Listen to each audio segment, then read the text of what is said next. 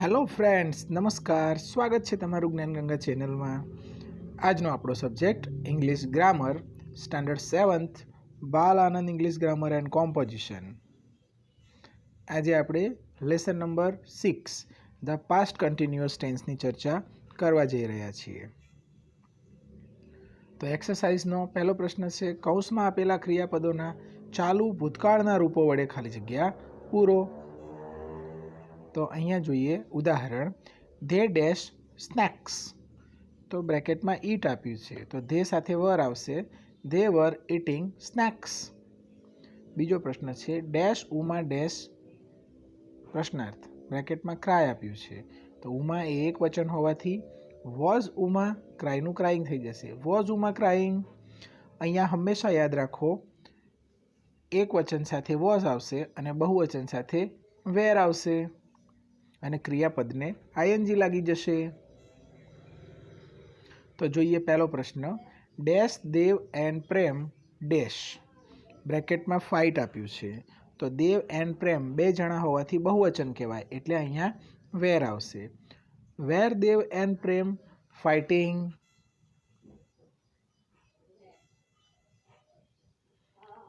I dash the door, તો I સાથે was આવે, I was shutting the door.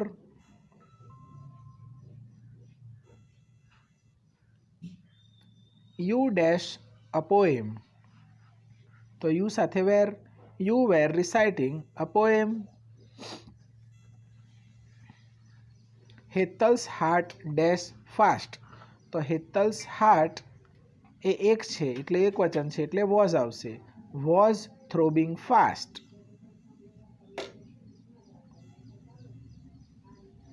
પાંચમો પ્રશ્ન, dash the farmers dash fruits, તો were the farmers selling the fruits. Farmers બહુવચન હોવાથી વેર ઉપયોગ કરવો અને ક્રિયાપદને આઈએનજી લગાવવાનું ભૂલવાનું નહીં. ધ ડોગ ડેશ લાઉડલી, બ્રેકેટમાં બાર્ક આપ્યું છે, the dog was barking loudly. The king dash at the joker, king એક વચન છે, the king was laughing at the joker.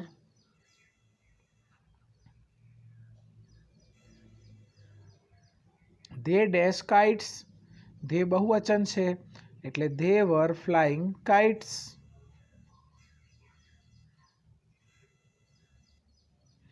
The guests dash their hands, બ્રેકેટમાં ક્લેપ આપ્યું છે તેનું ક્લેપિંગ થઈ જશે અને ધ ગેસ્ટ બહુવચન હોવાથી the guests were clapping their hands.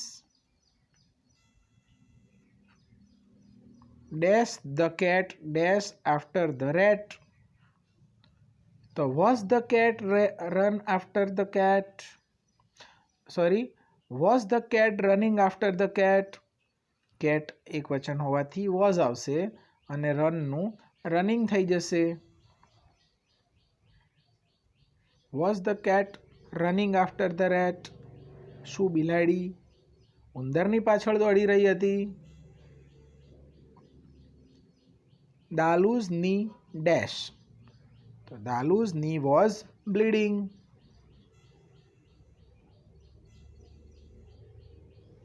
Mister Desal dash home, mister Desal was going home. Mister Desal એ એક વચન છે. Dash the sun dash was the sun shining, સૂરજ એક છે એટલે તેની સાથે વોઝ આવે. Dash Deepak dash a letter, તો was Deepak reading a letter. એક વચન હોવાથી વોઝ અને ક્રિયાપદને ING. The teacher dash on the blackboard, the teacher was writing on the blackboard.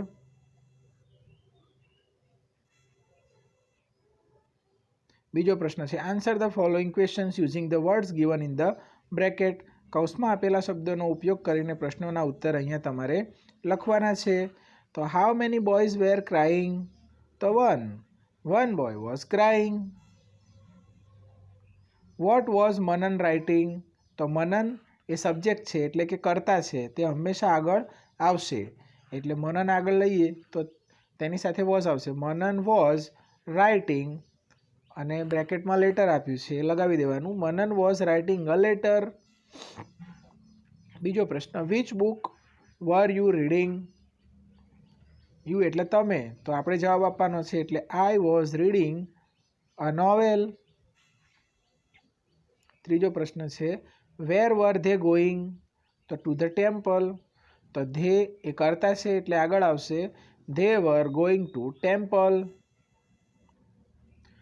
Who was running the race? તો બ્રેકેટમાં ધ બોયઝ આપ્યું છે.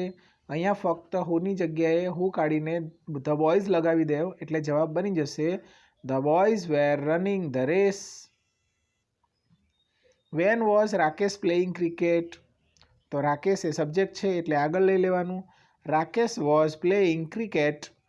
બ્રેકેટમાં ઓન સન્ડે આપ્યું છે તેને છેલ્લે લગાવી દેવાનું. On Sunday. સમયદર્શક શબ્દ હંમેશા પાછળ જાય છે. What were Ankur and Ankita riding? તો a bicycle. Ankur and Ankita were riding bicycle. How much water was flowing in the river? નદીમાં કેટલું પાણી વહી રહ્યું હતું? તો a little water was flowing in the river.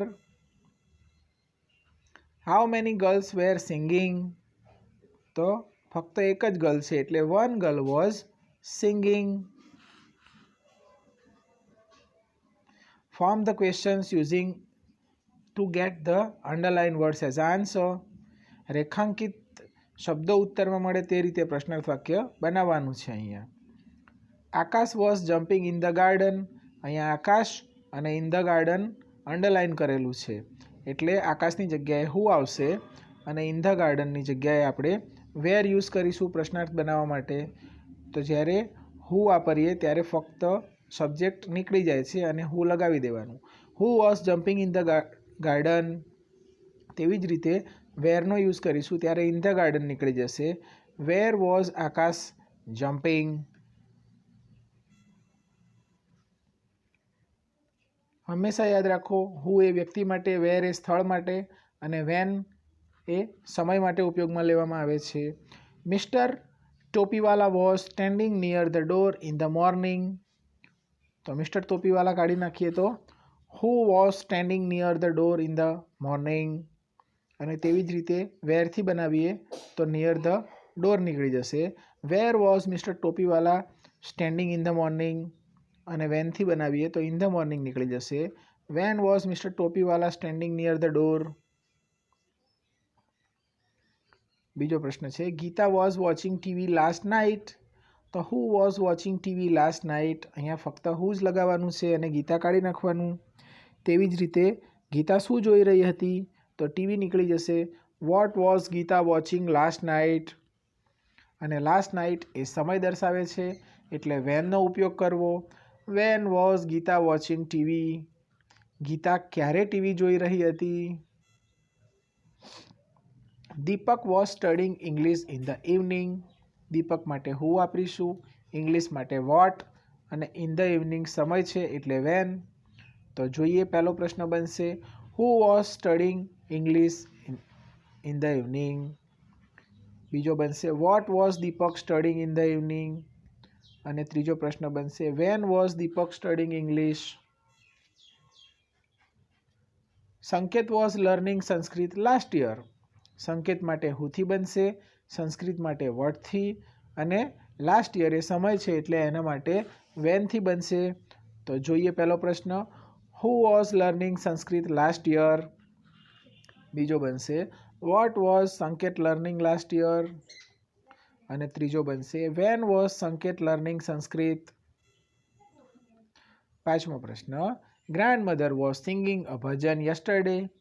તો who was singing a bhajan yesterday. કેમ કે ગ્રાન્ડમધર એ સબ્જેક્ટ છે અને યસ્ટરડે એ સમય બતાવે છે એટલે when was grandmother singing bhajan. છઠ્ઠો પ્રશ્ન the peon was standing at the gate in the morning. તો પ્યુન એ સબ્જેક્ટ છે એટલે એના માટે હુ વાપરીએ તો who was standing at the gate in the morning. તેવી જ રીતે એટ ધ ગેટ એ સ્થળ છે એટલે સ્થળ માટે આપણે where was the peon standing in the morning. અને ઇન ધ મોર્નિંગ એ સમય છે એટલે એને કાઢી નાખવાનું અને એની જગ્યાએ વેનથી બનાવીશું. તો when was the peon standing at the gate. પટાવાળો ગેટ પર ક્યારે ઊભો રહ્યો હતો?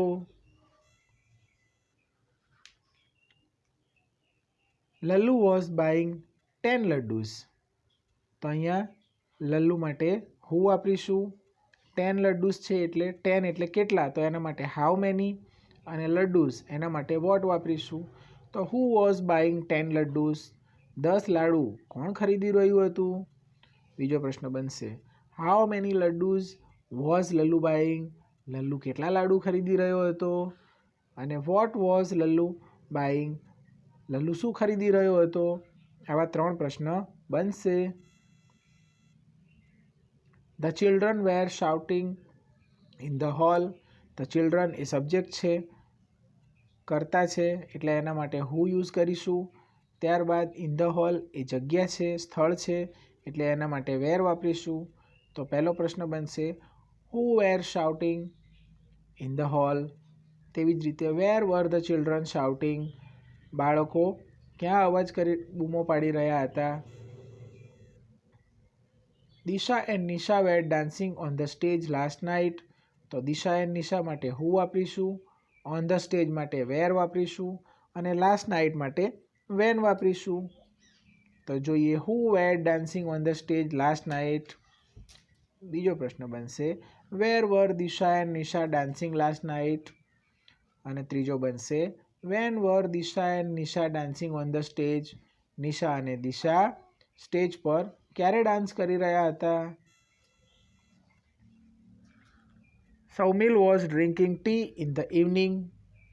તો આના માટે સૌમિલ માટે હુ વાપરીશું, ટી માટે વોટ અને ઇન ધ ઇવનિંગ સમય છે એટલે એના માટે વેન.